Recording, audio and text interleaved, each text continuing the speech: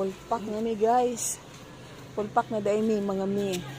Anong pulpak? Nakapalit na mi pandesal. Nakapalit pa mi o garlic chicken. Nga mo pamahaw. Ay, Diyos ko. Paano? Diyos maniwang ani mga mi. Nagsige na lang manggitagkaon ani. Kay ato laging gituhuan mi. Nalawas rin puhunan. Ay, Diyos ko. Tara. Uli na ta para makasugod na tayo tagkaon.